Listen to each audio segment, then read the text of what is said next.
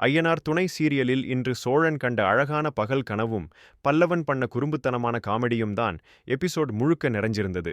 நிலா மனசு மாறி காதலை சொல்ற மாதிரி சோழன் கனவு கண்டது பார்க்கவே ஜாலியா இருந்தது. கனவுல வந்த நிலா ரொம்ப அமைதியா, கூச்சத்தோட எனக்கு உன்னை பிடிச்சிருக்கு, விவாகரத்து முடிவெடுத்தது தப்புன்னு சொன்னப்ப சோழன் அப்படியே காத்துல பறந்தான். ஆனா முழிச்சு பார்த்தாதான் தெரிஞ்சது அது வெறும் கனவுன்னு. இங்க கன்ஸ்ட்ரக்ஷன் சைட்ல சேரனை பார்க்க வந்த பல்லவன் அண்ணி என் கண்ணை திறந்துட்டாங்கன்னு சொல்லி மன்னிப்பு கேட்டான். கார் கண்ணாடி மேல படிஞ்ச தூசி விலகின மாதிரி இப்ப என் மனசு தெளிவா இருக்குன்னு அவன் சொன்னது நெகிழ்ச்சி.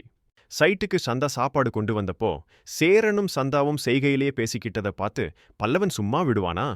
அவங்க ரெண்டு பேரையும் வச்சு செமையா ஓட்டினான். சந்தாவுக்கு தமிழ் கத்து தரேன்னு சொல்லி சேரனை திட்டுற வார்த்தையை பல்லவன் சொல்லிக் கொடுத்தது வயிறு குலுங்க சிரிக்க வச்சது. பாவம், அந்த பொண்ணு வெள்ளந்தியா அதை சேரன்கிட்டயே சொல்லி மாட்டிக்கிச்சு. கடைசியில சோழன் காயத்ரி வீட்டுக்கு போய் மன்னிப்பு கேட்க தயங்கினான். வார்த்தை விட்டா வலிக்குமேன்னு புரிஞ்சுக்கிட்டு நான் தெரியாம பேசிட்டேன் மன்னிச்சிருன்னு சோழன் சொன்னப்ப காயத்ரி அதை பெருந்தன்மையா ஏத்துக்கிட்டா. ஒரு பக்கம் பல்லவன் திருந்திட்டான், இன்னொரு பக்கம் காயத்ரி பிரச்சனை முடிஞ்சுது. ஆனா சோழன் கண்ட கனவு என்னைக்கு நிஜமா போகுது? நிலா மனசு மாறுவாளாங்கிறது தான் இப்போ பெரிய கேள்விக்குறி.